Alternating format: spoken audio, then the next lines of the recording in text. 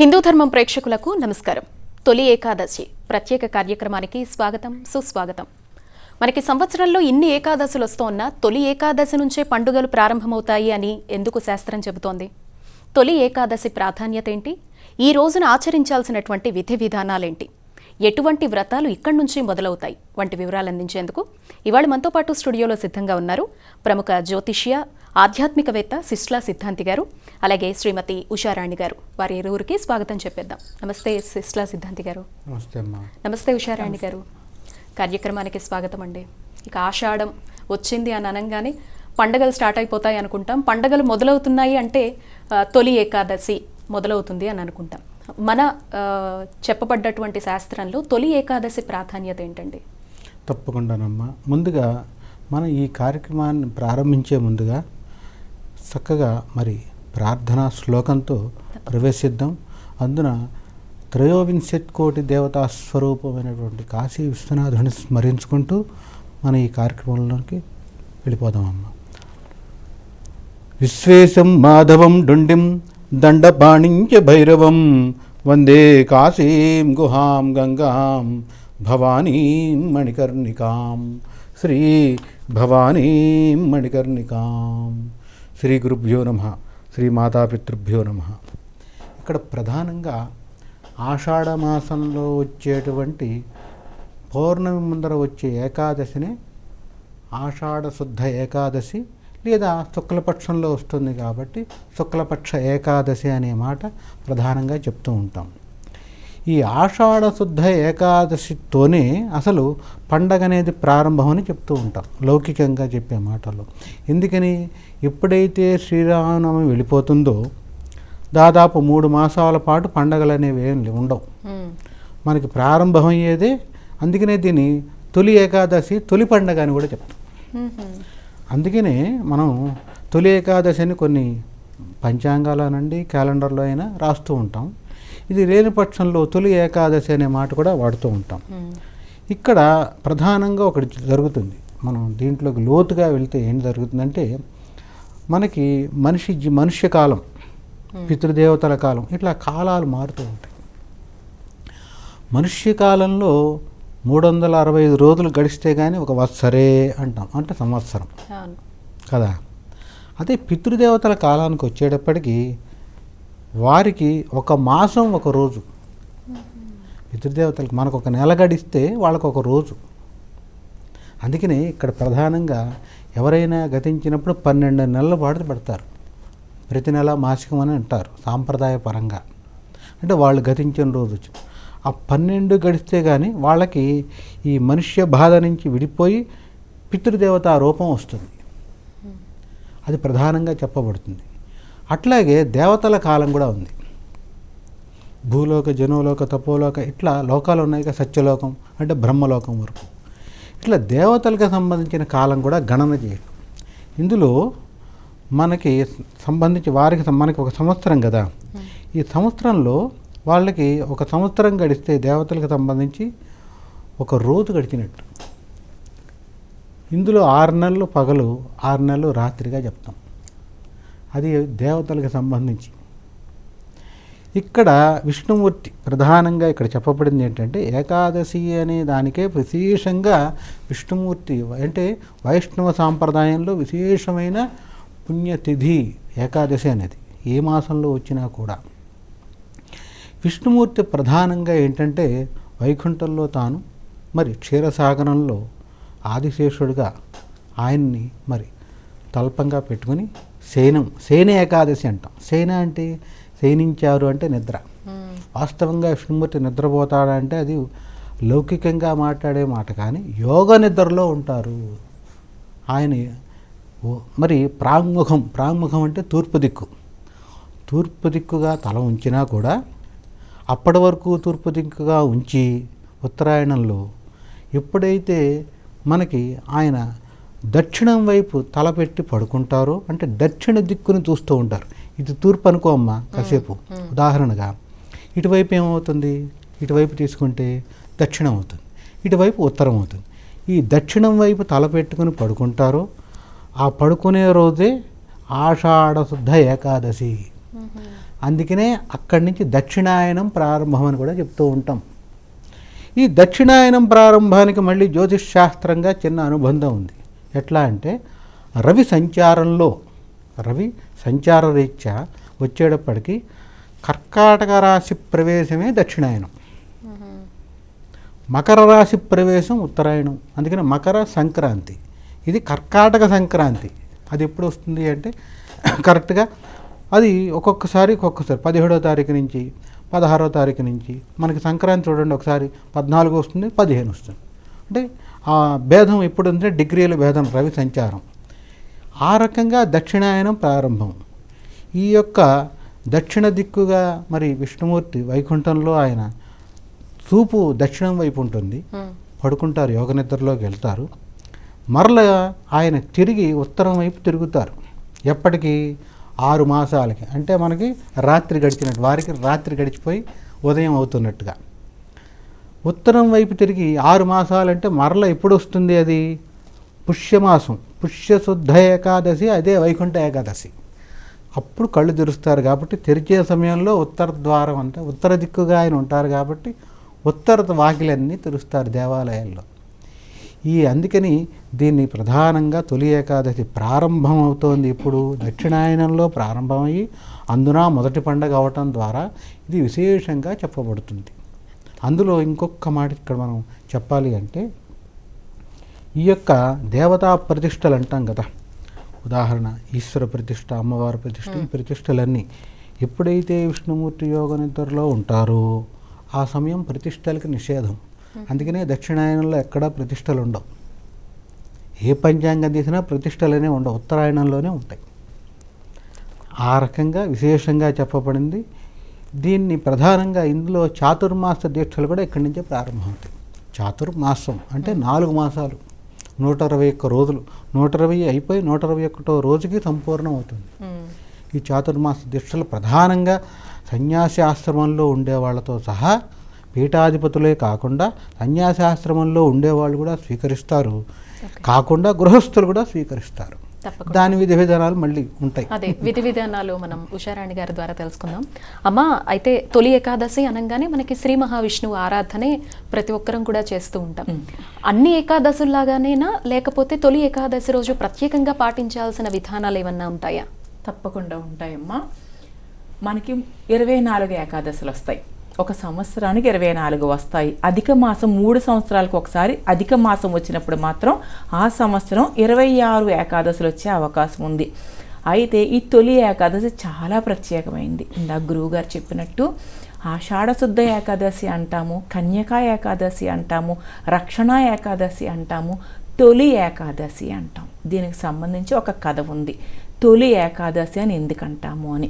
అది సరే, అది అలా ఉంచితే ఈ ఏకాదశి రోజు నుంచే మనం పండుగలన్నీ ప్రారంభమవుతాయి. విష్ణు మహానుభావుడు కూడా యోగ నిద్రలోకి వెళ్ళే రోజు. మనమందరం జపం చేసుకునేటట్టే ఆయన కూడా ధ్యానం, యోగ నిద్రలో ఉండి ధ్యానం చేసుకుంటూ ఉంటారు. కానీ మన మానవ భాషలో మనం శయన ఏకాదశి నిద్రలోకి వెళ్తున్నాడు స్వామి అంటాం. నిద్రలోకి భగవంతుడు వెళ్ళటం అనేది ఉండదు. దేవతలకి 6 నెలలు రాత్రి, 6 నెలలు పగలం. ఇప్పుడు రాత్రి సమయం ఆరంభం అవుతుంది దేవతలందరికీ కూడా. ఆయన శయన దశలో ఉంటారు, కానీ యోగ నిద్రలో ఉంటారు. ఈ 6 నెలల కాలాన్ని కూడా దక్షిణాయనం అంటాం. ఎందుకంటాము? సూర్య భగవానుడు దక్షిణం వైపు తన దిశను మరల్చుకుంటాడు ఈ తొలి ఏకాదశి నుంచే. ఈ రోజు విధి విధానాలు అసలు ఎందుకు పాటించాలి అనేది తర్వాత చెప్పుకుందాము. ఎలా పాటించాలి అంటే, తెల్లవారుజామున లెగవటం, విష్ణు భగవానుని ప్రత్యేకంగా ఆరాధిస్తాం, ముఖ్యంగా తులసి దళాలు. ఇక ప్రాంతాల వారీగా పేలాల పిండి ఒకవైపు ఉంటే ఒకవైపు క్షీరాన్నం పెడతాము. తులసి దళాలతో అర్చన ఖచ్చితంగా చేస్తాము. మన స్తోమత కొద్దీ, మన శక్తి కొద్దీ, మన సమయం కొద్దీ తప్పకుండా చేస్తాము. అయితే ఉపవాసం, దీనికి ఆవాసం, దేవుడికి సమీపంలో ఉండడం, కడుపు కాల్చుకుని కటిక ఉపవాసం చేసి మన ఆత్మక్షోభ పెట్టుకుని ఎదురు పుణ్యం బదులు పాపం చేసుకోకుండా ఉపవాసం అంటే భగవంతుడి విష్ణు సహస్రనామం చదువుకోవడం, చక్కగా ఆ రోజు అర్చన చేసుకోవడం, తులసి దళాలతో. వీలైతే దేవాలయానికి వెళ్ళటం, నీరు కానీ, పాలు కానీ, పళ్ళు కానీ, అంటే మంట మీద ఉడకబెట్టనివి, వండనివి, నూనెలో వేయించనివి కాకుండా చక్కటి సాత్వికమైన పదార్థాలు తీసుకుంటూ పళ్ళు పాలు తీసుకుంటూ కూడా ఉపవసిస్తాము. ఆ రోజు తెల్లవారుజామున లెగవడం, దేవాలయాల్లో దీపాలు వెలిగించుకుంటాము, ఇంట్లో కూడా విష్ణునామ జపంతో గడుపుతాము. ఇక సాయం సంధ్య వేళ కూడా పూజ చేసుకుంటాము, చక్కగా విష్ణు భగవాను ఆరాధిస్తాము. ఈ తొలి ఏకాదశి, వైకుంఠ ఏకాదశి, భీష్మ ఏకాదశి ఇవన్నీ కూడా చాలా ప్రత్యేకతను సంతరించుకుంటాయి. అందులో ప్రథమమైందే తొలి ఏకాదశి. తప్పకుండా. అలాగే గురుగారు, ఇక్కడ నుంచి చాలా విశేషమైనటువంటి కొన్ని వ్రతాల గురించి కూడా శాస్త్రం చెప్తోంది. ప్రధానంగా తీసుకుంటే తొలి ఏకాదశి నుంచే చాతుర్మాస్య దీక్షని ప్రారంభిస్తారు అని చెప్తారు. ఏంటండి అసలు చాతుర్మాస్య దీక్ష అంటే ఏంటి? సామాన్యులు కూడా చెయ్యొచ్చా? ఒకవేళ ప్రస్తుతం చెయ్యదలిస్తే గనక ఈ జీవన శైలి ప్రకారం చెయ్యదగేటువంటి విధానం ఏముంటుంది? శాస్త్రంలో ప్రధానంగా విహిత కర్మలు, అవిహిత కర్మలని 2 రకాలు విడగొట్టారు. విహిత కర్మలు అంటే చేయవలసినవి అంటే ఏంటి? శాస్త్రంలో ధర్మబద్ధంగా చేయవలసినవి అంటే వాటికి ఎగ్జంప్షన్ ఏముండదు, చెయ్యాలి, నాకు సమయం లేదు చేయలేదని కాదు, చెయ్యవలసినవి అనే చెప్పారు. అంటే ఖచ్చితంగా చేయాలి. చేయకూడనివి వాటిని అవిహిత కర్మలు అంటాం. ఈ విహిత కర్మల్లోకి ప్రధానంగా ఆషాఢమాస ప్రారంభంలో ఏకాదశి ఎప్పుడు ఆరంభమవుతుందో ఆ రోజునే ప్రామాణికంగా తీసుకుని పీఠాధిపతులు అవ్వచ్చు, సన్యాసులు అవ్వచ్చు, గృహస్థాశ్రమంలో ఉండేటువంటి వారైనా, బ్రహ్మచర్యంలో ఉండేవారైనా దీనికేమి ప్రత్యేకంగా వీరే చాతుర్మాస దీక్ష తీసుకోవాలని లేదు. ఎవరైనా తీసుకోవచ్చు, కానీ గురువుని ఆశ్రయించి తీసుకోవాలి. కొత్తగా తీసుకునేవాడు గురువు యొక్క దానికి కొన్ని నియమాలు ఉంటాయి కదా, గురుముఖంగానే ఉపదేశం జరుగుతుంది. దీనికి ఏంటంటే ప్రధానంగా చాతుర్మాస దీక్ష అసలు ఎందుకు చేస్తారో తెలియాలిగా. ఎందుకు చేస్తారో తెలిస్తే తర్వాత నియమాలు ఏంటి అనేది దాంట్లోకి వస్తాం.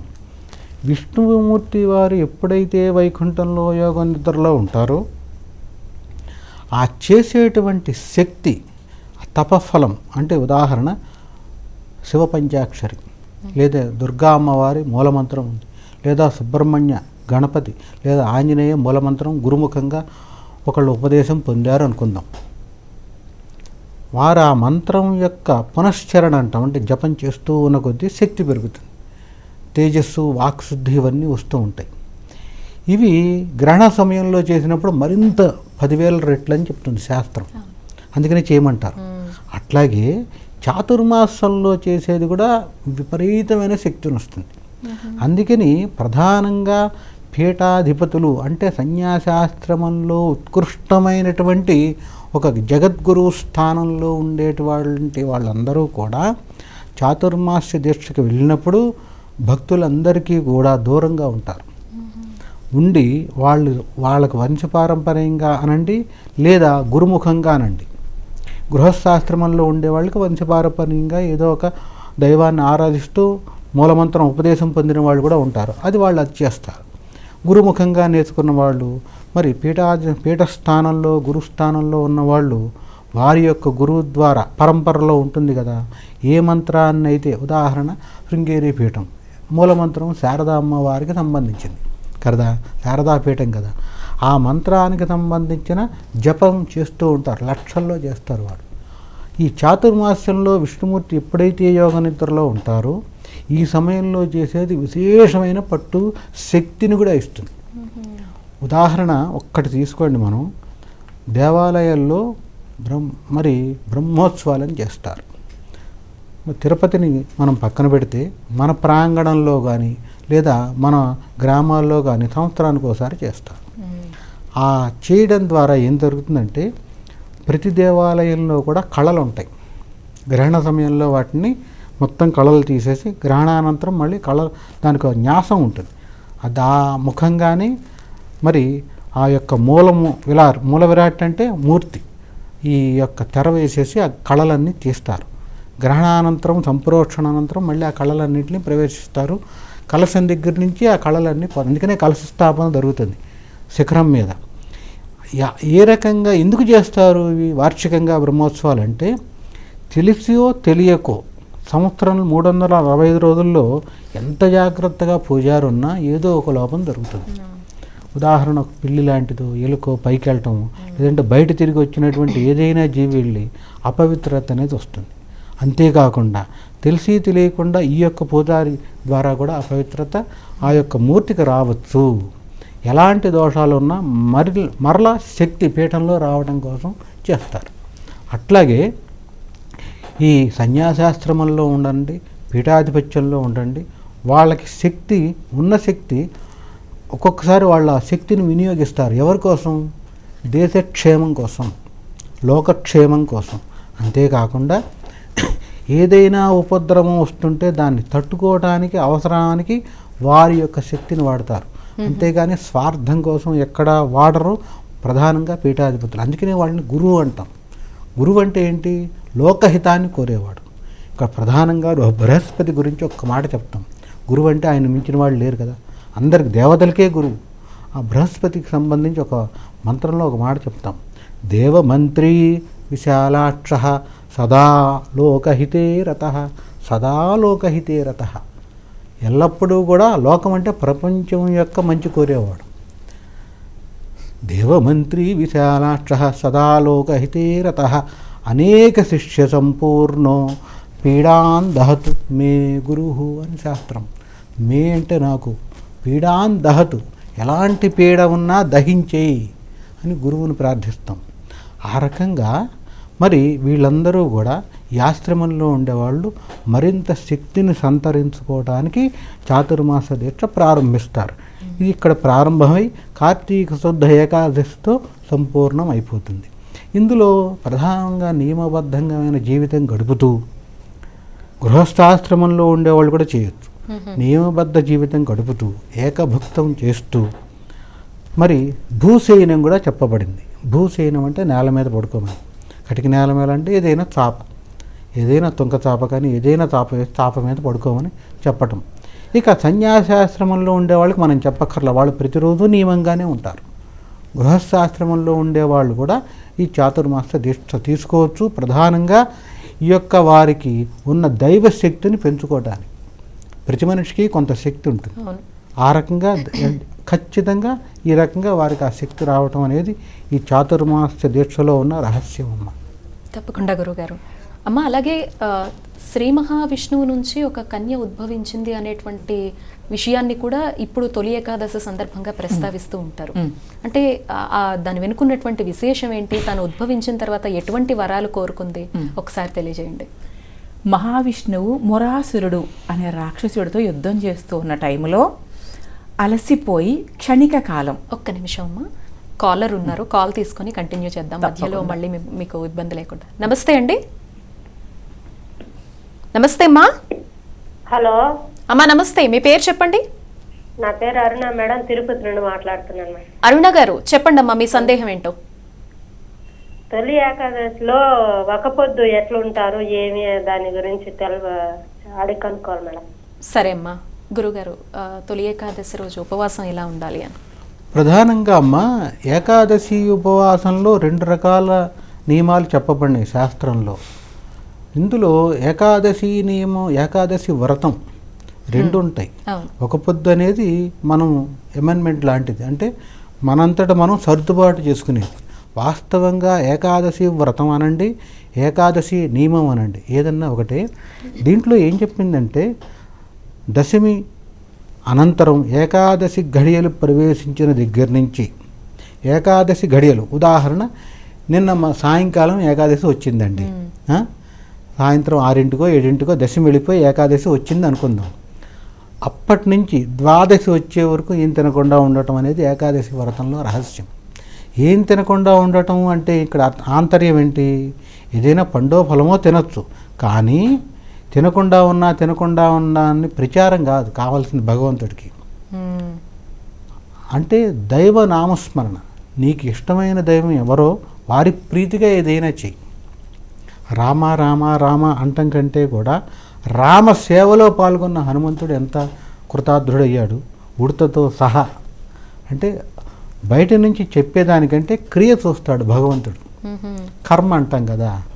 అందుకని ఆ రకంగా నీకున్నంతలో సాయం చేస్తూ, ఉదాహరణ ఈ ఏకాదశి వ్రతంలో ఇంకా చెప్పబడింది విశేషంగా ఏంటంటే విష్ణుప్రీతిగా చేయగలిగింది చేస్తూ మర్నాడు ద్వాదశి ఘడియలు ఆరంభం అవ్వంగానే దశమి అనంతరం ప్రారంభించిన ఉపవాసం ద్వాదశి ఘడియలు అంటే ద్వాదశి ప్రారంభం అవ్వంగానే అప్పుడు ఏం చేయాలి? ఖచ్చితంగా భోజనం చేయాలి. ఎవరు మనంతటా మనం తినకూడదు. ద్వాదశి రాగానే ఖచ్చితంగా అభ్యాగతో విష్ణువు అని శాస్త్రం. మన ఇంటికి వచ్చిన అతిథికైనా భోజనం పెట్టాలి. లేని పక్షంలో ఎవరినైనా ఆహ్వానించైనా భోజనం పెట్టి వాళ్ళు తిన్న తర్వాత ఆ విస్తరిని తీసేసి అప్పుడు మాత్రమే వీళ్ళు భుజించాలి. వాళ్ళు తిన్న విస్తరణ తీసేసి అప్పుడు మాత్రమే వీళ్ళు భుజించాలి. అప్పుడు ఏకాదశి వ్రత ఫలం మొత్తం వీళ్ళకి దక్కుతుంది. ఇది ఒక పద్ధతి. ఇలా కాని పక్షంలో ఏకభుక్తమే చేయాలి.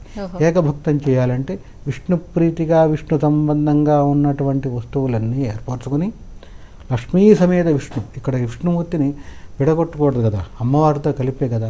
లక్ష్మీ సమేతంగా ఉన్న విష్ణుమూర్తికి సంబంధించినటువంటి వారికి వచ్చినటువంటి అష్టోత్తరం అవ్వచ్చు, విష్ణుమూర్తికి చేసిన మరలా అమ్మవారికి కూడా చేసి ఈ యొక్క అష్టోత్తరం అవ్వచ్చు, లేదా మహాలక్ష్మి అష్టకం అనండి. ఇది చదివి అనంతరం సశాస్త్రీయంగా చేయగలిగితే షోడశోపచార విధానంలో పూజ చేయాలి. లేని పక్షంలో లఘువుగా పూజ చేసుకుని న్యాసం అంటే లమిత్యాది పంచపూజలు అంటారు. లం పృథ్వీ తత్వాత్మనే గంధం పరిప్లియామి అని చెప్తారు. లమిత్యాది పంచపూజల ద్వారా చేసైనా చివరిలో నైవేద్యం పెట్టి విష్ణు ప్రీతిగా మరి పొంగలి పెడితే విశేషం అన్నమాట. తొలి ఏకాదశి ప్రాంతీయాచారంలో పేలాలు కానీ దొన్న పేలాలు వరి పేలాలు ఎవరికి వాళ్తారు. కానీ అంటే విష్ణు ప్రీతిగా ఏంటంటే మరి మరి క్షీరాన్నం అంటాం. క్షీరాన్నం అంటే ఆవు పాలతో చేసినటువంటి పొంగలి, అది నైవేద్యం పెట్టి తర్వాత వీరు కూడా తీసుకుని అప్పుడు భోజనం చేస్తూ రాత్రిళ్ళు మరి మరల భుజించకూడదు. ఏకాదశి రోజు రాత్రిళ్ళు భుజించకుండా ఉండాలి.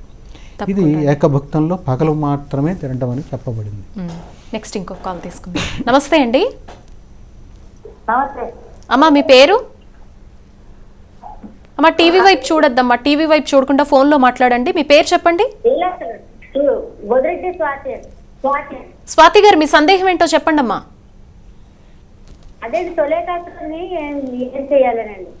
సరే అమ్మా, మీరు కార్యక్రమం అంతా చూస్తూ ఉండండి. తొలి ఏకాదశి రోజు ఏం చెయ్యాలి, ఎందుకు తొలి ఏకాదశి జరుపుకుంటాము, దీని వెనుకున్నటువంటి విశేషాలు ఏంటి అన్నీ కూడా అర్థమవుతాయి. మీరు కార్యక్రమాన్ని అలానే చూస్తూ ఉండండి అమ్మా.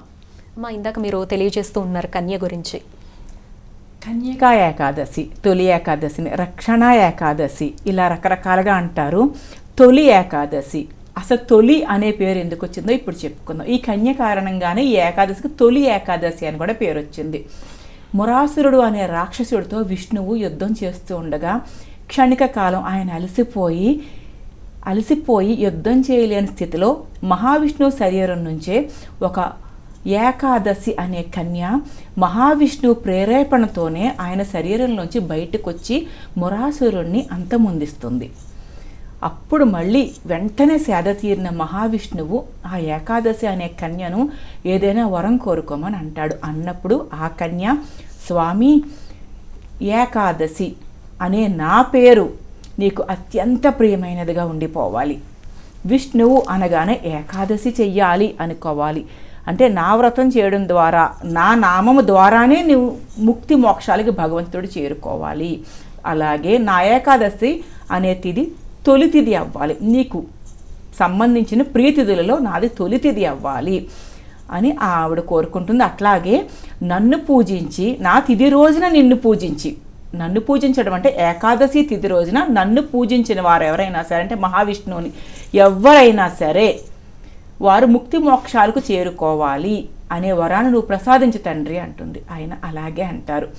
అయితే కన్య కాబట్టి ఆయన శరీరం నుంచి ఉద్భవించింది కన్య కాబట్టి కన్యగా ఏకాదశి అంటారు. రక్షణ ఏకాదశి అని ఎందుకు పేరు వచ్చింది? మనం కొన్ని పురాణాల్లో మునీశ్వర్లు రక్షణ ఏకాదశి అంటారు తొలి ఏకాదశి. ఎందుకు? ఆయన శరీరం నుంచి ఉద్భవించి రక్షించింది ఆవిడ, రక్షణకు పాల్పడింది. అందుకని చెప్పి తొలి ఏకాదశి నిష్ఠ నియమాలతో కటికోపవాసం లేకుండా మనం ఎవరైనా సరే విష్ణు సహస్రనామం, లక్ష్మీ సహస్రనామం లేదా లక్ష్మీ అష్టోత్తరం, విష్ణు అష్టోత్తరం తులసి దళాలతో చేసి మరునాడు ద్వాదశి రోజున ఎవరికైనా సరే, మన ఇంట్లో పనివారికైనా సరే, లేదంటే ఎవరూ లేని క్షణంలో మనం స్వయం పాకం ఇచ్చైనా సరే తర్వాత మనం భుజిస్తే ఫలితం దక్కుతుంది. ఈ కన్యకు సంబంధించిన ఇతిహాసం ఇది. తప్పకుండా అండి. కాలర్ ఉన్నారు, కాల్ తీసుకుందాం. నమస్తే అండి. నమస్తే మేడం. అమ్మా మీ పేరు సుభాష్ని మేడం, నందలూరు నుంచి. చెప్పండి అమ్మా మీ సందేహం ఏంటో. కాదు మేడం, నరసింహస్వామికి వెంకటేశ్వర స్వామి ఇద్దరు ఒకటే కదా ఏకాదశికి. మ్మ్. వాళ్ళకి ఏం నైవేద్యం పెడతారు నరసింహస్వామికి? సరే అమ్మా గురువు గారు చెప్తారు. అమ్మా ఇక్కడ విష్ణు సంబంధంగా నరసింహస్వామి అనండి, విష్ణు అంశలో ఇదొక అంశ కాబట్టి విష్ణుమూర్తికి ఏవైతే కైంకర్యాలు మనం చేస్తామో నైవేద్యం పరంగా అవే నరసింహస్వామి వారికి కూడా చెప్పబడింది. క్షీరాన్నం అనేది విశేషంగా చెప్పబడింది. ఇది చాలా మరి విష్ణుప్రీతి. అదే సమయంలో మరి నరసింహస్వామి వారు మీరు సేవ చేద్దామనుకున్నా కూడా ఈ యొక్క తులసీమాల పెట్టుకోండి. విశేషంగా తులసీమాల పూజ కూడా ఉంటుంది, అంటే తులసి దళాలతో అర్చన ఉంటుంది. ఆ అర్చన కూడా చేయడం ద్వారా స్వామివారు విశేషంగా ప్రసన్నం అవుతారు. ఒక కాలర్ ఉన్నారు గురుగారు, కాల్ తీసుకుందాం. నమస్తే అండి. నమస్తే అమ్మా మీ పేరు చెప్పండి. నా పేరు పద్మావతి అండి, కాకినాడ. అమ్మా పద్మావతి గారు చెప్పండి అమ్మా మీ సందేహం. నేను ఈ 24 ఏకాదశులు ఉపవాసం ఉంటానండి. కాఫీ టీ తాగుతాను, రాత్రి తింటానండి అట్టుపళ్ళు అయ్యి. మా దగ్గర తినొచ్చా తినకూడదానండి? సరే అమ్మా, అమ్మ మీరు చెప్పండి. బ్రహ్మాండంగా తినొచ్చమ్మా మీరు. కాఫీ టీలు పళ్ళ రసాలు అవి తీసుకోవచ్చు, కాకపోతే అన్నం తినకండి రాత్రిపూట. మీరు ఎలాగో పళ్ళే తింటానని చెప్తున్నారు, చక్కగా తినొచ్చు. సరే అండి, నెక్స్ట్ కాలర్. నమస్తే అండి. అమ్మా మీ పేరు? లక్ష్మి. లక్ష్మి గారు చెప్పండి అమ్మా మీ సందేహం ఏంటో చెప్పండి. ప్రతి ఏకాదశి రోజు ఒక పొద్దు ఉంటాను అన్నమాట. అన్నం తినను, చపాతీ తీసుకుంటాము. అయితే స్వామిది ఇప్పుడు జయమంటున్నారు కదా స్వామి. అమ్మా మీరు టీవీ వాల్యూమ్ పెద్దగా పెట్టేసుకున్నారు, చెప్పండి అమ్మా. సరే తీసుకుంటాము. అయితే తొలి ఏకాదశి కదా, మరి పండ్లు పాలు అంటే 50 years ఇది అన్నమాట తీసుకోమంటున్నారు మరుసటి రోజు వరకు. మళ్ళీ ఉడికిచ్చిన తినొద్దు అంటున్నారు కదా, కొద్దిగా నన్ను ఎంత చపాతి తీసుకోవచ్చునా అని అడుగు. సరే అమ్మా నాకు అర్థమైందమ్మా. ఇప్పుడు గురువుగారు అందరికీ వయసు రీత్యా కొన్ని ఇబ్బందులు ఉండొచ్చు. కొంతమంది గర్భవతులు ఉంటారు, కొంతమంది చిన్నపిల్లలు ఉంటారు, ఇలా కొంచెం పెద్దవాళ్ళు ఉంటారు. అటువంటి వారు ఏకాదశి వ్రతాన్ని ఎలా ఆచరించవచ్చండి? శాస్త్రంలో ఏ వ్రతం అయినా ఏకాదశి అని కాదు, ఏ వ్రతానికైనా ఏ నోముకైనా ఏ పూజకైనా జప హోమ తర్పణాదులు దేనికైనా కూడా శాస్త్రంలో ఒకే రకంగా చెప్పారు అందరికీ. నాకొక రకంగా మీకొక రకంగా అనేది లేదు, అదే ధర్మం కదా. ఇక్కడ ఏం చెప్పారు వాళ్ళు అంటే ఈ నియమాలన్నీ చెప్తూ కూడా చివరిలో ఒక మాట చెప్పారు. బాలురు, వృద్ధులు, రోగగ్రస్తులు అంటే అనారోగ్యంతో బాధపడేవాళ్ళు, చిన్నపిల్లలు, మరి వృద్ధులు, వీళ్ళకి ఈ నియమాలు వర్తించవు. అందుకనే శరీర ధర్మాన్ని బట్టే చేయమన్నారు. నీ శరీరం ఉంటుందా పడిపోతుందా రేపటి వరకు అనేది నీ అంతరాత్మకి తెలుసు. ఆ ధర్మాన్ని అనుసరించి పండో ఫలమో ఆ సమయానికి జీవుణ్ణి నిలబెట్టుకోవడానికే తినమన్నారు. ఇక్కడ జీవుని నిలబెట్టుకోవడం ఒక పండు తింటే దాదాపుగా 4 గంటల వరకు ఆకలేదు. ఉదాహరణ అరటి పండు, ఇది పాలు తాగినా 2 గంటలు. అట్లా ఉండగలిగితే ఉండొచ్చు. లేదండి రకరకాల రోగాలు ఉన్నాయని మధుమేహం దగ్గర నుంచి ఏవైనా ఇబ్బందులు ఉన్న వాళ్ళు ఉన్నారు. అలా ఉన్నప్పుడు ఖచ్చితంగా శరీర ధర్మాన్ని బట్టి ఏదైనా ఉండదు, అక్కడ దోషం రాదు. అన్నీ బాగుండి నియమం పాటించకపోతే అప్పుడు మాత్రమే దోషం ఈ వ్రతంలో. అదే చెప్పారు. సో శక్తి పుంజుకోవడానికి ఆవిడైతే ఆహారం తీసుకొని వ్రతం ఆచరించుకోవచ్చు. Next caller. నమస్తే అండి. హలో అమ్మా నమస్తే, మీ పేరు చెప్పండి. నా పేరు సత్యవేణి అండి. సత్యవేణి గారు చెప్పండి అమ్మా మీ సందేహం. హలో నమస్కారం అండి. అమ్మా వింటున్నారు గురువు గారు, మీ సందేహం చెప్పండి, మాట్లాడండి. నా పేరు సత్యవేణి అండి. అభ్యుదయం వస్తమ్మా సత్యవేణి, చెప్పమ్మా. హలో మీరు టీవీ వైపు చూస్తూ ఉంటే మీరు హలో అంటారు, నా పేరు సత్యవేణి అంటారు, ఇంతే అవుతుంది. తులసిపత్రికి పోయొచ్చా అండి? సరే అమ్మా మీ సందేహం అర్థమైంది. రేపు తులసాకులు తుంచవచ్చా అనేది ఆవిడ సందేహం గురుగారు. ఏకాదశి రోజు తుంచడం అనేది లేదమ్మా. ఇక్కడ ప్రధానంగా చెప్పబడిన వాటిలో శుక్రవారం, ఏకాదశి ఈ రోజుల్లో తుంచకూడదు. ఎట్టి పరిస్థితితో తులసి దళాన్ని ముందర రోజే కోసి పెట్టుకోవాలి, దగ్గర పెట్టుకోవాలి. ఇది ప్రామాణికంగా చెప్పబడింది. అట్లాగే మారేడు దళం కూడా ఈ సందర్భంలో అది కూడా చెప్పచ్చు. మారేడు దళం ఇక్కడ మారేడు దళానికి కూడా సోమవారం పనికిరాదు. ఏకాదశి రోజు కొయ్యకూడదు, సోమవారము కొయ్యకూడదు. ఏకాదశి రోజు రేపు ఈశ్వర ప్రీతిగా ఏమన్నా చేద్దాం అనుకుంటే ముందర రోజే తీసుకోవాలి. లేదా సోమవారం పూజ చేద్దాం అనుకుంటే ఆదివారం నాడే మన దగ్గర సేకరించి పెట్టుకోవాలి. ఇవి ప్రధానంగా చెప్పబడినాయి. ఆ నియమాలు పాటిస్తూ ఉంటే ఇబ్బంది లేదు. గురుగారు, అలాగే తొలి ఏకాదశి నుంచే పండుగలు పర్వదినాలు అన్నీ ప్రారంభమవుతాయంటారు.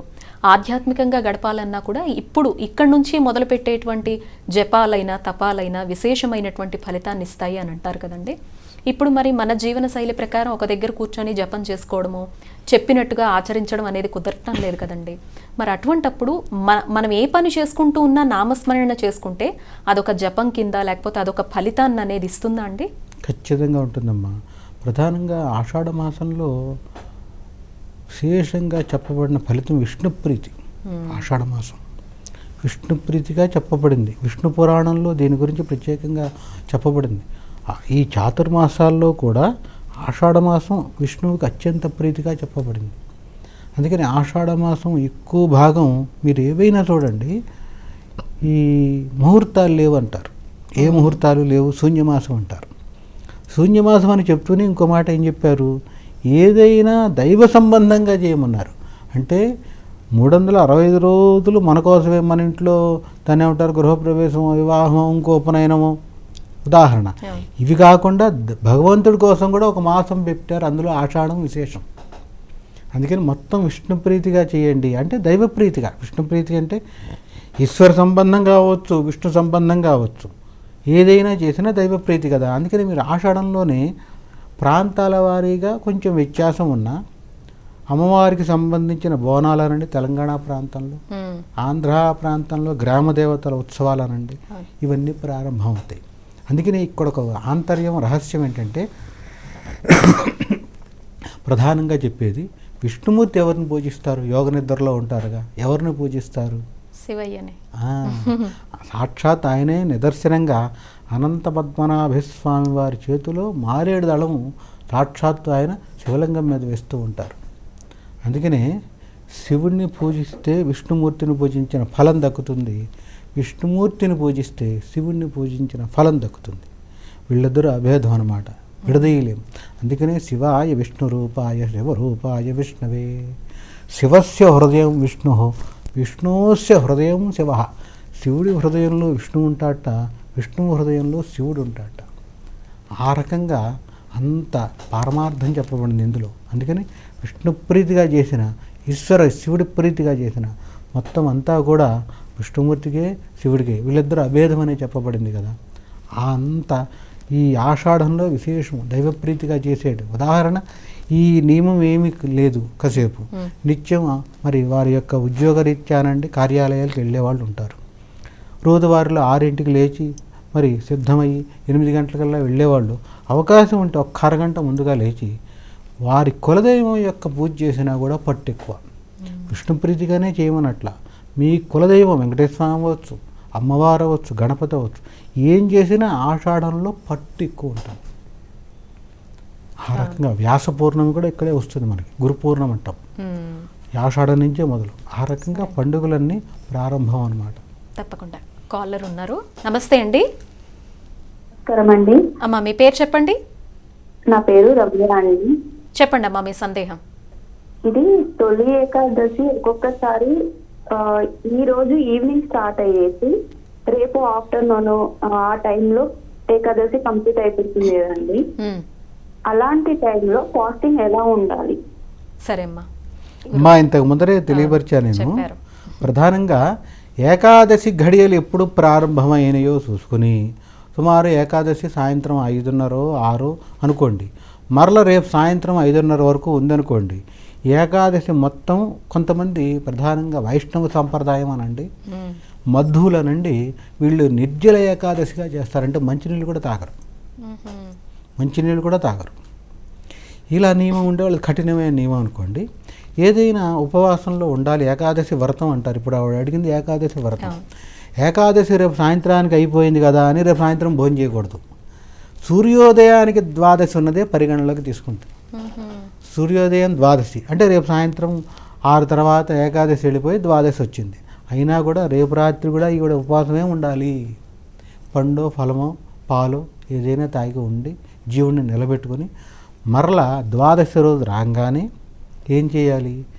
మరి బ్రాహ్మీ ముహూర్తంలో సూర్యోదయ పూర్వమే చెప్పబడింది శాస్త్రం. ఏది వ్రతానికైనా నియమానికైనా సూర్యోదయానికి పూర్వమే నిద్రలేచి మరి ఈ కార్యక్రమాలు పూర్తి చేసుకుని పూజామందిరం శుభ్రం చేసుకుని విష్ణు ప్రీతిగా లక్ష్మీ ప్రీతిగా అర్చన పూజ చేసి అవకాశం ఉంటే ఎవరినైనా అతిథిని లేదంటే ఇంటి పక్క వారినైనా పిలిచి భోజనం పెట్టి వారు తిన్న తర్వాత వీళ్ళని తినమంది. అదే సమయంలో ప్రారంభంలో భోజనంలో ఉసిరి పచ్చడితోనే ప్రారంభం చేయాలి. విష్ణు ప్రీతి కాబట్టి ఉసిరి పచ్చడితో భోజనం ప్రారంభించాలి. మొట్టమొదటి ముద్దే ఉసిరి పచ్చడితో తినాలని చెప్పబడింది. అది అత్యంత ప్రీతి అనమాట విష్ణువుకి. ఆ రకంగా చేసినప్పుడు మీరు చేసిన ఏకాదశి వ్రత ఫలం మొత్తం కూడా మీకు దక్కుతుందమ్మా. ఎలాంటి ఇబ్బంది లేదు. అందుకనే మన శాస్త్రంతో ఎంత గొప్పతో చూడండి. మన హిందూ ధర్మం అనండి, హిందూ సాంప్రదాయం అనండి, ఇప్పుడు కూడా ఒకళ్ళకి పెట్టి మనం తినమన్నారు. దీంట్లో ఎక్కడ స్వార్థం లేదు కదమ్మా. ఒకళ్ళకి పెట్టి నువ్వు తిను, ఇది ఆచారంగా చెప్పబడింది. ఎప్పుడైతే తాను ఒకళ్ళకి పెడతాడో దాంట్లో ఆనందాన్ని ఈ పెట్టినవాడు చూస్తాడు. ఆ రకంగా పెద్దలు మనకి శాస్త్రపరంగా చెప్పింది ఏంటంటే స్వార్థంగా నిస్వార్థంగా బతకటానికి ప్రయత్నం చేయి. అదే సమయంలో తనలు మాలిన ధర్మం పనికిరాదు కదా. మనం చూసుకుంటూ ఇహం చూసుకుంటూ పరం కూడా చూసుకోమని ఇదమ్మా. తప్పకుండా అండి. అమ్మ, ఒకవేళ త్రికరణ శుద్ధిగా ఏకాదశి వ్రతాన్ని ఎవరు ఆచరించినా, తొలి ఏకాదశి వ్రతాన్ని ఆచరించినా ఎటువంటి శుభ ఫలితాలు అందుకోవచ్చు? ఇహపరలోకాల్లో అని మీరే అన్నారు కదమ్మా. ఇహపరంగాను అంటే చక్కగా నవగ్రహాల నుంచి మనకు అనుగ్రహం లభిస్తుంది. మహావిష్ణువుని పూజించినప్పుడు అట్లాగే సకల ఆపదల నుంచి కూడా, అంటే ఏదో మంత్రం వేసినట్టుగా కాదు, మనం పోరాడుతూ ఉండాలి. జీవన పోరాటం. దుష్ఫలితాల నుంచి రక్షించబడుతూ ఉంటాం. భగవంతుడి దృష్టి మన మీద పడుతుంది. అంతే కదా. ఇప్పుడు మనం చీకట్లో ఉంటే చీకటే ఉంటుంది, వెలుగులోకి వెళ్ళగానే ఆటోమేటిక్గా మన మీద లైట్ పడుతుంది. కాంతి ఎలా పడుతుందో భగవద్ ఆరాధనలోకి మనం ఎప్పుడైతే దిగామో ఆ రోజు నుంచి భగవంతుడి దృష్టి మన మీద కూడా ఉంటుంది. కాకపోతే పూర్వజన్మ కర్మలు మనల్ని వెంటాడుతూ ఉంటాయి కాబట్టి ఒక సామెత ఉంది, గుమ్మడికాయ దెబ్బ తగిలేదు చామంతి పూ దెబ్బ మాత్రమే తగిలింది అని. భగవంతుడు ఈ విధంగా మనం రక్షిస్తూ ఉంటాడు. వ్రతాలు నోములు ఇవన్నీ చేయటం వల్ల, ఈ ఉపవాస దీక్షలు అవి చేయడం వల్ల ఫిజికల్గా కూడా మన బాడీ చాలా ఆరోగ్యంగా ఉంటుంది. అలాగే మానసికంగాను ఆధ్యాత్మికంగాను కూడా మన మనసు ఎంతో ప్రశాంతతను పొందుతుంది. ముఖ్యంగా ఏకాదశి అనే కన్యా విష్ణు భగవాను అడిగింది కదా, నా పేరుతో ఉన్న తిథి ఏకాదశి నీకు ప్రియమైనది అవ్వాలి. ఆ తిథిని ఎవరైతే నిరంతరం పూజించారో, ప్రత్యేకంగా ఉపవసించి దీక్షగా చేబూనారో వారు తప్పక ముక్తి మోక్షాలకు అర్హులు అవ్వాలి అంటే విష్ణు భగవానుడు తదాస్తు అన్నాడు. కాబట్టి చక్కగా మనం తెల్లవారుజామునే లేచి సూర్య భగవానుడు రాకముందే లేచి కాలకృత్యాలు తీర్చుకుని పూజ గదిని చక్కగా చేసుకుని ఆ రోజు సత్యనారాయణ స్వామి వ్రతం చేసుకోవచ్చు. మన ఇష్టం రకరకాల పూజలు చేసుకోవచ్చు, వ్రతాలు చేసుకోవచ్చు, నోములు నోచుకోవచ్చు, ఏదైనా చేసుకోవచ్చు. ఈ నెలంతా కూడా భగవత్ ఆరాధనకు ఎంతో ప్రసిద్ధి చెందిన నెల ఆషాఢ మాసం. వచ్చే తొలి ఏకాదశి రోజు నుంచి ఈ పండుగలు ఏవైనా చేసుకోవచ్చు. ముఖ్యంగా ఈ ఏకాదశి వ్రతం చేయడం వల్ల ఇహలోకంలో సుఖపడడం, చక్కటి పిల్లలు పొందడం, చక్కటి ఆయువుతో ఉండడం, ఆపదలుంటే తొలగిపోవడం, నవగ్రహాలతో పాటు పంచభూతాలతో పాటు అష్టదిక్పాలకుల అనుగ్రహాన్ని కూడా పొంది తద్వారా ముక్తి మోక్షాలకు చేరుకోవడం అనేది ఖచ్చితమమ్మా. తప్పకుండా అండి. కాలర్ ఉన్నారు, కాల్ తీసుకుందాం. నమస్తే అండి. నమస్తే మేడం. అమ్మా చెప్పండి, మీ పేరు? నా పేరు బ్రహ్మ దత్తాత్రేయ మేడం. దత్తాత్రేయ గారు చెప్పండి అమ్మా మీ సందేహం.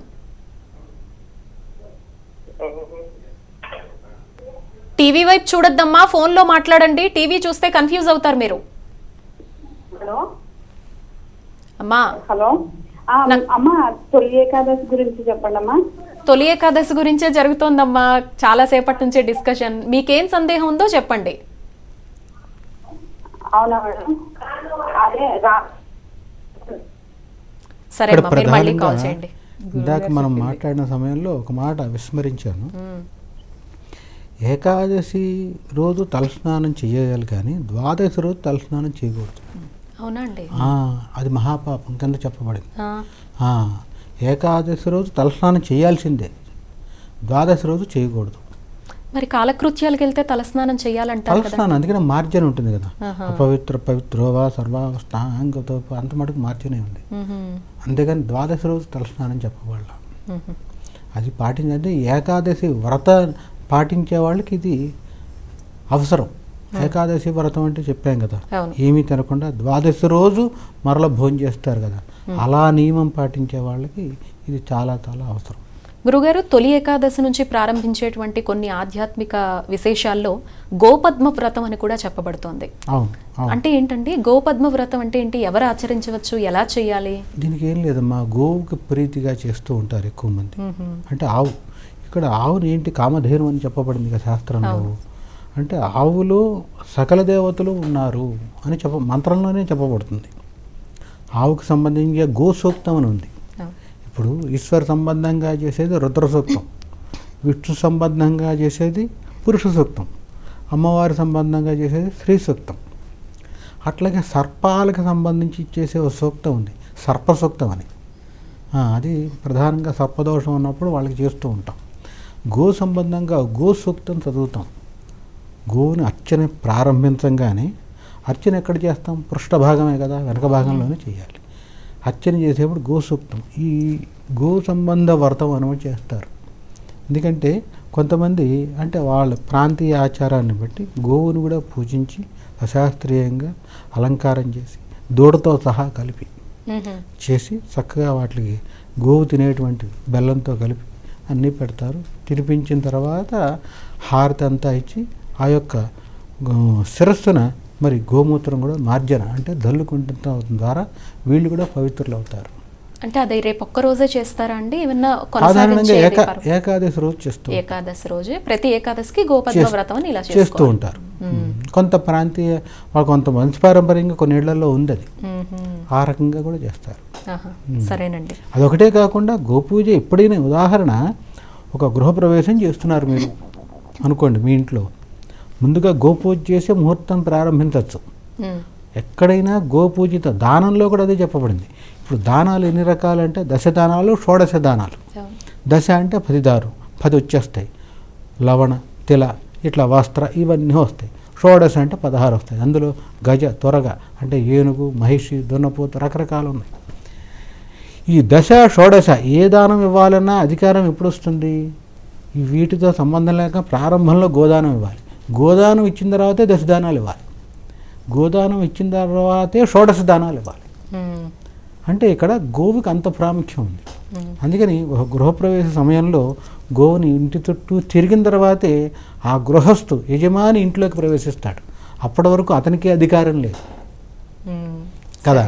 అందుకనే ప్రారంభంలో ముహూర్త సమయానికి ముందుగా ఒక గడియలో 2 గడియలు ముందుగా ఈ గోవుని పూజించి అప్పుడు గృహప్రవేశం చేస్తారు. ఇప్పుడు అశక్తులైన వాళ్ళు, అశక్తులు అంటే ఎవరు, ఈ యొక్క గోవుని ఇంట్లో తిప్పలేని వాళ్ళు, తిప్పలేని అంటే స్థలం లేకుండా ఏదో ఫ్లాట్లో ఉండి ఈ ఆవుని దూడని తీసుకెళ్ళటం కష్టం రా నాయన మన వల్ల కాదు అనుకున్న వాళ్ళు కనీసం దగ్గరలో ఉన్న ఆవు దూడ ఉన్నటువంటి వెళ్ళి గోవుకి పూజ చేసుకుని ఆ ముహూర్త సమయానికి అక్కడ రావు. సంకల్ప బలం ఉండాలమ్మా, ఉంటే చేసేయచ్చు. అవునండి, తప్పకుండా. అలాగే తొలి ఏకాదశి రోజున ఉదయం నుంచి ఘడియలు ముగిసే వరకు కూడా ఆడవాళ్ళైనా మగవాళ్ళైనా ఆచరించదగ్గటువంటి నియమాలు కావచ్చు, పూజా విధానం కావచ్చు, పీఠాన్ని సిద్ధం చేసుకోవడం కావచ్చు, ఆ రోజంతా ఏ విధంగా గడపాలనేది ఒక్కసారి తెలియజేయండి అమ్మా. తప్పకుండా అమ్మా. ఆ రోజంతా కూడా మనం ఇందాక చెప్పుకున్నట్టుగానే ఎన్నిసార్లు చెప్పుకున్నా కూడా ఒకటే విధి విధానం అమ్మ. చక్కగా కాలకృత్యాలు తీర్చుకోవడం. ఖచ్చితంగా మనం ఏదైనా వ్రతం కానీ నోము కానీ చేస్తున్నాము అంటే ఆ రోజు మాత్రం సూర్య భగవానుడు రాకుండా మనం లెగవడం, చక్కటి పరిశుభ్రమైన వస్త్రాధారణ చేసుకోవడం, పవిత్రంగా ఉండడం. దైవ పూజ చేసేసాం, నేను దైవ పూజ చేసేసాను, పళ్ళు ఫలాలు నైవేద్యం పెట్టాను, ఉపవాసం ఉన్నాను, కానీ దూషించడం, కఠినమైన పదాలతో ఎదుటివారిని దూషించడం, అసూయ, ద్వేషం, అసలు పూజ అంటే ఏంటి, ఆత్మశుద్ధి అంటే ఏంటి, మనం శారీరకంగా పుష్పాలు ఫలాలు నైవేద్యాలు వండి పెట్టడం కాదమ్మా. భగవంతుణ్ణి మానసిక పూజ, ఒక్కసారి ఆయన నామం తలుచుకున్నా చాలు. మన శరీరాన్ని శుభ్రంగా ఉంచుకుంటే ఎంత శుద్ధో ముందు మానసిక శుద్ధి కూడా అంతే అవసరం. మనకు శారీరక శుద్ధి మాత్రమే పైకి కనిపిస్తుంది, మానసిక శుద్ధే అసలైన పూజ. కొంతమంది చూడండి అనుకుంటూ ఉంటాం, ఏ పూజ చేయరు, దీపం కూడా పెట్టరు, వారి పిల్లలు ఎంత బాగున్నారో, వాళ్ళు ఎంత వెలిగిపోతున్నారో అని. మానసిక శుద్ధి ఎవ్వరికి, మనల్ని మనం ఎలా ప్రేమించుకుంటాము అట్లా అంత ప్రేమించలేకపోయినా పర్వాలేదు, సాటి వారిని ద్వేషించకుండా ఉంటాం. భగవత్ ఆరాధనలో అత్యంత ప్రథమమైంది ఇదే, మనసును శుద్ధిగా ఉంచుకోవడం. అట్లాగే ఎన్నో వ్రతాలు అన్నీ చేస్తూ ఉంటాం. ఇంకొక గోపద్మ వ్రతం ఇప్పుడు మీరు అడిగారు కదా, అది ఎలా చెయ్యాలి ఏంటి, ఈవేళ చాలామంది అంటే రేరుగా చేస్తూ ఉంటారు. పూర్వకాలంలో మునీశ్వర్ల భార్యలు వీరంతా కూడా చేసేవారు. ఇది ఆడ మగ కుల జాతి మత భేదం లేకుండా అందరూ చేయొచ్చు, పూర్వ సువాసనలు అందరూ చేయొచ్చు. ఇప్పుడు ఇదంతా ఎందుకు చెప్తున్నానంటే మానసిక పూజ ముఖ్యం అని. ఎందుకు? మానవ సేవే మాధవ సేవ, దీనికి మించిన పూజ వ్రతం దీక్ష అసలు హోమం ఏదీ లేదు. ఇదే భగవంతుడు చెప్పేదే, ఇది సాటి వారికి ఉపయోగపడని గోపద్మ వ్రతం అనేది ఈ తొలి ఏకాదశి రోజునే మనకి పండుగల్లో తొలి పండుగ అయిన తొలి ఏకాదశిని ఎందుకు చేయమన్నారు? గోపద్మ వ్రతం అంటే ఏంటంటే పార్వతీ పరమేశ్వర్లు కైలాసంలో విహరిస్తూ ఉంటారు. అప్పుడు పార్వతీదేవి ఆయన చెయ్యను స్పృశించగా, పరమేశ్వరుడి చేతిని స్పృశించగా ఆయన చేయి మృదువుగా ఉంటుంది. నాదా ఏమిటి ఇంత మృదువుగా ఉంది, నేను స్త్రీనైనా కూడా నా చెయ్యి అంత మృదువుగా లేదు అని అమ్మవారు అడిగినప్పుడు ఆయన చెప్తారు, పుణ్యకార్యాలు పరుల కోసం పరోపకారం ఇవి చేసేవారి చెయ్యి ఎప్పుడు కూడా మృదువుగా ఉంటుంది అని చెప్తారు. ఇది బాహ్యంగా నీకు కనిపిస్తుంది, అట్లాగే మంచి వారి మనసు కూడా ఎంతో మృదువుగా ఉంటుంది అని చెప్తారు. అంటే ఏంటి అని అమ్మవారి వివరంగా అడగగా, నేను ఎంతోమంది కోసం నేను నా స్వార్థం లేకుండా నిస్వార్థంగా పరోపేక్ష కోరుకుంటూ, పరుల ఆపేక్ష కోరుకుంటూ, పరోపకారం కోరుకుంటూ ఉంటాను. అందుకే ఎక్కువ దాన ధర్మాలకు సంబంధించి నీ దగ్గర ఏదన్నా ఉంటే ఎవరికన్నా ఇవ్వు, వారు ఏదన్నా ఆపదలో ఉన్నారు, మాట అయినా ఇవ్వు, మంచి మాట అయినా, మనసు బాగోలేదన్నారు, ఒక మాట సహాయం అన్నా చెయ్యి అని అంటారు. అందుకనే పరమేశ్వరుడు అంటాడు, చేతికి ఎముక లేకుండా దానం చేస్తారు అంటారు చూడు. ఎందుకని చేతి మృదువు అంటే అర్థం అది అని చెప్పినప్పుడు అమ్మవారు వెంటనే కూడా అడుగుతుంది, నేను కూడా ఈ గోపద్మ వ్రతం చేస్తాను అని.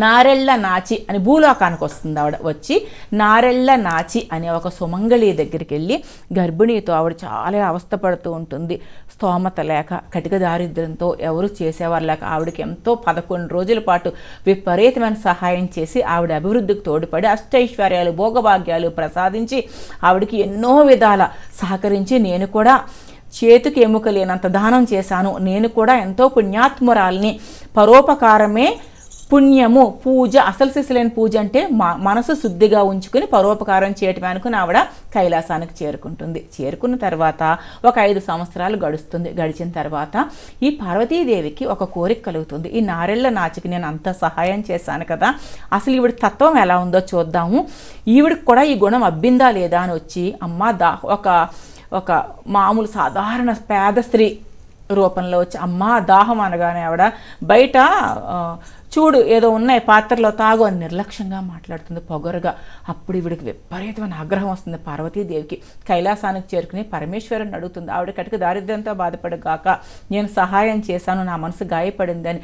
అది సాధ్యం కాదు, ఒక్కసారి పార్వతీదేవి వరం పొందిన వారికి అది సాధ్యం కాదు అంటాడు పరమేశ్వరుడు. తర్వాత విష్ణు భగవానుడి దగ్గరికి వెళ్తుంది. అప్పుడు విష్ణు భగవానుడు చెప్తాడు, సాధ్యం కాదమ్మా, ఒక్కసారి అమ్మ దయ ఉంటే అన్నీ ఉన్నట్టే అంటాం కదా, సాధ్యం కాదు అనగానే అప్పుడు ఆవిడ చింతిస్తూ ఉండగా నారద మహాముని భూలోకానికి చేరుకుంటాడు.